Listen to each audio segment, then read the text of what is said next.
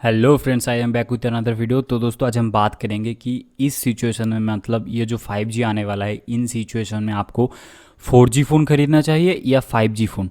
तो जल्दी से वीडियो को शुरू करते हैं दोस्तों। तो देखिए दोस्तों, 5G का दो पार्ट होता है, मतलब एक मिलीमीटर वेव और एक सब 6 गीगाहर्ट्ज़ वेव। ठीक है। तो अभी के इंडिया में जो टॉप मोबाइल है, मतलब आईफोन 12 प्रो मैक्स, उसमें सब 6 गीगाहर्ट्ज़ सपोर्ट करता है। लेकिन जो इंटरनेशनल मॉडल है उसमें मिलीमीटर वेव भी सपोर्ट करता है, लेकिन इंडिया में वो मिलीमीटर वेव वाला जो सपोर्ट है वो एप्पल ने नहीं दिया। क्यों नहीं दिया मेरे को पता नहीं, लेकिन जो मिलीमीटर वेव है वो ज़्यादा एफिशिएंट है, उसमें ज़्यादा स्पीड आते हैं। लेकिन उसमें कुछ दिक्कतें हैं, लाइक उसमें अगर आपका और टावर के बीच में कोई मतलब दीवार भी आ गया ना, तो वो जो आपका स्पीड है वो ड्रॉप हो जाएगा, मतलब बहुत परेशानी होता है। तो ये जो मिलीमीटर वेव है ये इंडिया में बहुत ही देर आएगा, मतलब इतना जल्दी तो नहीं आएगा। ऊपर से ये मिलीमीटर वेव जो है ये बहुत ही कॉस्टली होता है।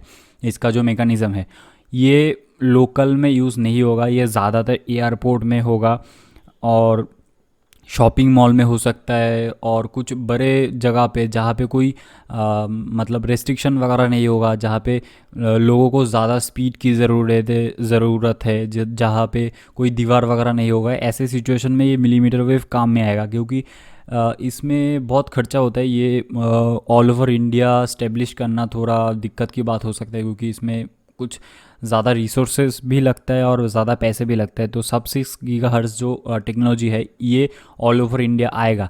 लेकिन बात यही आ जाती है कि आपके मोबाइल में कितने बैंड सपोर्ट करता है। मतलब जो आईफोन 12 प्रो मैक्स है उसमें 13 बैंड सपोर्ट करता है। उसके ऊपर जो मोटो जी 5G आया था कुछ ही दिन पहले, मतलब 20,000 के अंदर। तो पहले के सिचुएशन में जब जब ये लॉन्च हुआ था तब उधर पे ऑफिशियल साइट में दिखा रहा था कि उसमें 11 बैंड सपोर्ट करता है। लेकिन अभी आप अगर जाएंगे तो उधर पे नहीं दिखाएगा। लेकिन मैं कुछ रिव्यू में देखा हूँ कि उसमें लगभग 4 से लेकर 5 बैंड सपोर्ट करता है। वो बजट में सबसे ज़्यादा बैंड सपोर्ट करता है। अगर आप वन प्लस का जो नया लॉन्च हुआ है, मतलब वन प्लस 9R शायद उसका नाम है, उसमें सिर्फ एक बैंड सपोर्ट करता है। वन प्लस नॉर्ड में भी एक बैंड सपोर्ट करता है। तो दिक्कत यही आ जाती है कि ये जो मतलब ये जो 5G फ़ोन के नाम पे जो मोबाइल लॉन्च हो रहे हैं ये पूरी तरीके से फ्यूचर प्रूफ नहीं है। हाँ, अगर आप फ्यूचर प्रूफिंग के लिए एक 5G फ़ोन खरीद रहे हैं कि मेरे को 2-3 साल 4-5 साल तक मेरे को मोबाइल अपग्रेड नहीं करना है, मेरे को 5G अगर इन फ्यूचर आता भी है तो मेरे को यूज़ करना है, ऐसे सिचुएशन में अगर आप मोबाइल ख़रीदते हैं तो आपको मैं रिकमेंड करूँगा कि अगर आप ख़रीदते हैं तो ऑफिशियल साइट में जाके कितने बैंड सपोर्ट करते हैं वो प्लीज़ सर्च कीजिए, क्योंकि बैंड के ऊपर ही आपका 5G कनेक्टिविटी ज़्यादा डिपेंड करेगा। क्योंकि लाइक वन प्लस नॉट की बात करेंगे, ठीक है, उसमें एक ही बैंड है, शायद एक या दो। तो देखिए, अगर आप ऐसे लोकेशन में है जहाँ पे वो पर्टिकुलर जो बैंड है उसके ऊपर लोड ज़्यादा आ रहा है, ठीक है, तो अगर दूसरा कोई मोबाइल है लाइक आईफोन 12 प्रो मैक्स, उसमें क्या होगा, एक बैंड अगर बिजी रहता है तो दूसरे बैंड में स्विच हो जाएगा आपका जो इंटरनेट कनेक्शन है, तो उसमें वो फैसिलिटीज़ ज़्यादा है। लेकिन इधर पे जो वन प्लस नॉर्ड है या वन प्लस 9R है उसमें ऐसी फैसिलिटी नहीं मिलेगा कि एक बिजी है तो एक का स्पीड स्लो है तो दूसरे में शिफ्ट हो जाएगा। वो ऐसा नहीं होगा। आपको एक पर्टिकुलर बैंड ही दिया जाता है, उसमें ही आपको फिक्स रहना पड़ेगा। उसमें स्पीड आता है तो आप अच्छी बात है, नहीं आता है तो आपकी बुरी किस्मत फूटी है। तो ऐसे है। मतलब दोस्तों, सिंपली बात है कि आपके मोबाइल में जितने ज़्यादा बैंड सपोर्ट करेंगे वो आपके लिए उतना ही ज़्यादा फ्यूचर प्रूफ है। मतलब अगर आपके मोबाइल में सिर्फ एक ही बैंड सपोर्ट करता है 5G के, वो पूरी तरीके से फ्यूचर प्रूफिंग नहीं है, क्योंकि उसमें ज़्यादा बैंड सपोर्ट ही नहीं करता। और मैं एक बात बोलना चाहता हूँ, 3G के बाद में जब 4G इंडिया में आया था तो जैसे 3G mobile totally out of market हो गया था, मतलब वो बिकना बंद हो गया था, पूरा तरीके से डेड हो चुका था। तो वैसे सिचुएशन 5G के बारे में नहीं होगा। 5G का मतलब ये नहीं है कि हाई स्पीड, ऐसा कुछ नहीं है। मतलब ज़्यादातर लोग यही समझते हैं कि उसमें ज़्यादा स्पीड आएगा, वैसा नहीं है। कुछ और ही बात है, लाइक उसमें जो लेटेंसी है वो लेस देन 1 मिली सेकेंड डिपेंड करता है। मतलब अगर आप मैं अपनी बात करता हूँ, ठीक है, मैं अगर मेरे मोबाइल डेटा में जियो का सिम यूज़ करता हूँ तो मेरे घर के छत से जियो का टावर दिखाई देता है, ठीक है, इतना नज़दीक रहता हूँ मैं जियो के टावर के ऊपर, ठीक है। तो अगर मैं अपना मोबाइल डेटा से गेम खेलता हूँ पबजी, तो उसमें पिंग रहता है लगभग 62 से लेके 82, कभी कभार 100, 110 ऐसा होता है।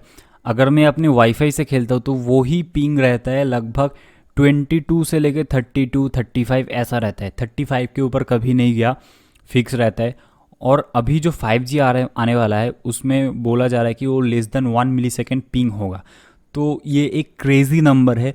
लेकिन मैं बात बोलना चाहता हूँ, ज़्यादातर लोग, अगर आपको खेलना आता है तो आप 100 जो MS है उसमें भी खेल सकते हैं। हाँ, लेस देन 1 मिली सेकेंड होगा तो आपको ज़्यादा बेनिफिट मिलेगा, आपको किल का बेनिफिट मिलेगा। लेकिन आपका पास अगर वो स्किल है, अगर आप गेमर है, तो आप वो सब मैनेज कर लेंगे और वो ज़्यादातर वाईफाई से काम हो जाता है। तो उसके लिए 5G आपको लेना ज़रूरी नहीं है, क्योंकि अभी क्या हो रहा है ना, 5G लॉन्च हो रहा है तो पुराने जितने भी 4G फ़ोन है, लाइक आईफोन 11, उसके ऊपर आईफोन 11 प्रो मैक्स, तो जितने भी 4G फ़ोन है वो थोड़ा बहुत कम प्राइस में आपको मिल जाएगा। आईफोन 11 जब लॉन्च हुआ था वो लगभग 70 to 75,000 में मिल रहा था।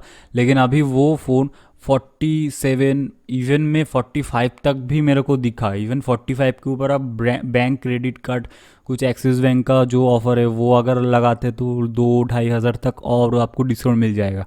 तो अगर ऐसे सिचुएशन में ख़रीदना चाहते हो तो ख़रीद लीजिए, क्योंकि अगर आपको वो पिंग का वो मतलब नहीं बनता, मतलब अगर आप वाईफाई से खेलते हैं, आपका ज़्यादातर काम वाईफाई से हो जाता है, वो आपके लिए इनफ है। क्योंकि 5G इतना इम्पोर्टेंट नहीं है। हाँ, इम्पोर्टेंट है फ्यूचर प्रूफिंग के लिए। अगर आप 5 साल तक अपना फ़ोन यूज़ करते हैं तो उस सिचुएशन में 5G आपको ज़्यादा बेनिफिशियल है। लेकिन कितने लोग 5 साल तक एक पुराना फ़ोन यूज़ करते हैं, वही असली बात है दोस्त। देखिए दोस्तों, मेरा कुछ दोस्त है तो उनको मैंने देखा है कि अगर किसी फ़ोन में स्नैपड्रैगन 750G है, मतलब वो जो प्रोसेसर है उसका, अगर वो ऑफिशियल साइट में वो प्रोसेसर का जो मतलब वो प्रोसेसर कितना बैंड सपोर्ट करते हैं वो देखते हैं।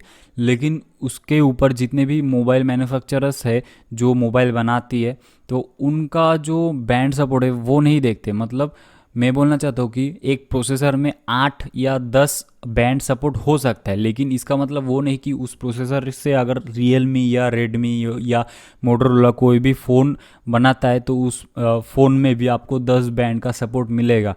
क्योंकि जितना बैंड आपको सपोर्ट देना, मतलब सपोर्ट देते हैं ब्रांड आपको, उतना लॉयल्टी पे करना पड़ता है, ठीक है। मतलब उतना ज़्यादा पैसा आपको पे करना पड़ेगा उस मोबाइल के लिए। तो कभी कभार आपका मोबाइल का जो प्राइस है उसको घटाने के लिए ब्रांड 10 जो बैंड है उसके वजह से, मतलब 10 बैंड के जगह पे 5 बैंड का सपोर्ट दे देते। हाँ, अगर बैंड चाहते हैं तो मतलब सपोज़ स्नैपड्रैगन 888 में लगभग 10 या 12 बैंड सपोर्ट करते, तो उसमें अगर कोई फ़ोन आता है लगभग 5 बैंड सपोर्ट करके, मतलब वो जो सॉफ्टवेयर अपडेट के हिसाब से इन फ्यूचर उसमें बाकी के जो बैंड है वो इनेबल करा जा सकता है।